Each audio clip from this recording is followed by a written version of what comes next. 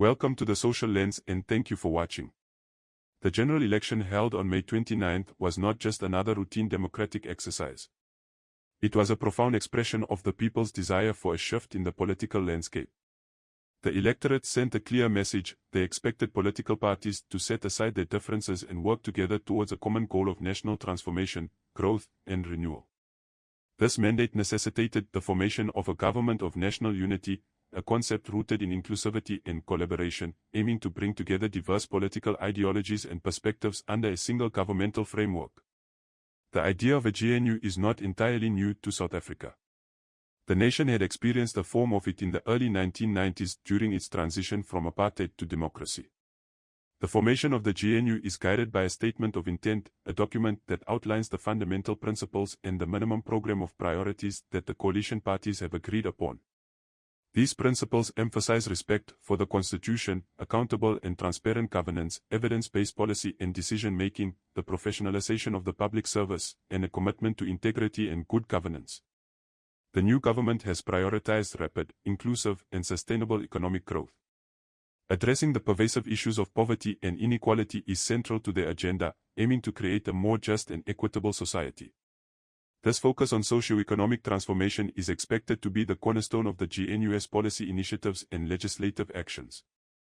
Concerns were raised about the time taken to finalize the government, with some South Africans worried about the impact on confidence and stability.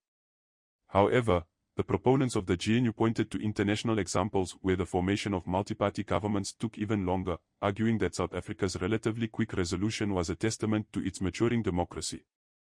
Through rigorous discussions, the parties were able to build consensus on the tasks of the new government.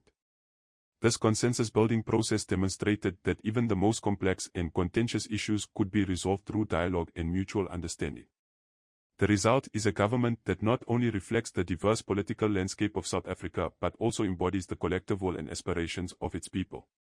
In forming the national executive, several factors and key principles were considered to ensure an effective and inclusive government. One of the significant changes was the restructuring of government portfolios to better address the country's needs and the GNU's mandate.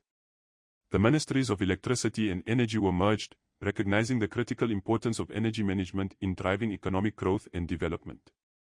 Similarly, the Ministry of Mineral and Petroleum Resources was established as a separate entity to focus on the strategic management of South Africa's rich natural resources.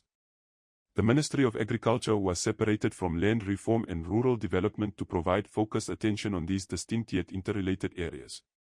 The Ministry of Higher Education was split from Science, Technology and Innovation to ensure that each sector receives the dedicated oversight necessary for advancement. The Ministry of Justice and Constitutional Development was also separated from Correctional Services to streamline operations and improve the efficiency of the justice system. Additionally, the Ministry of Public Enterprises was dissolved, with the coordination of relevant public enterprises now falling under the presidency during the implementation of a new shareholder model.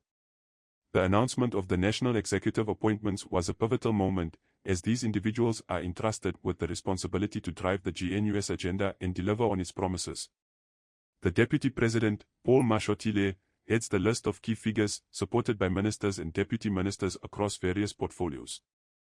John Steenhuisen was appointed as the Minister of Agriculture. The Ministry of Cooperative Governance and Traditional Affairs saw Velinkosi Rabisa at the helm. In the defense sector, Angie Motshekga was named Minister of Defense and Military Veterans, supported by Bantu Holomiso. Ramaphosa was appointed Minister of Electricity and Energy.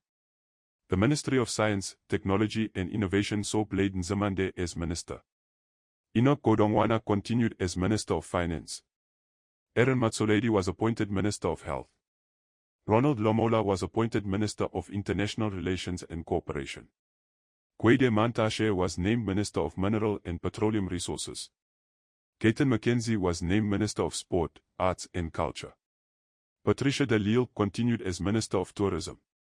Peter Groenewald took charge of Correctional Services. The appointments reflect the diversity of South Africa, with individuals drawn from various regions, backgrounds, and demographic groups.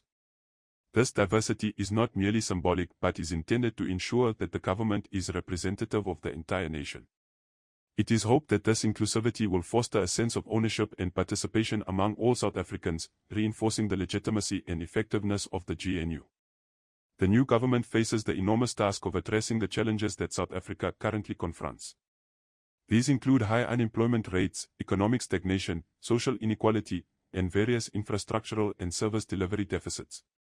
The restructured ministries and the diverse composition of the national executive are designed to tackle these issues head-on, with a focus on sustainable solutions and long-term development.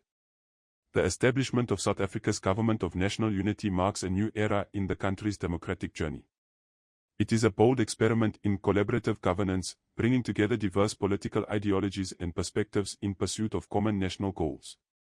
As the GNU embarks on its mandate, the success of this ambitious political project will depend on the willingness of all parties and stakeholders to work together in good faith.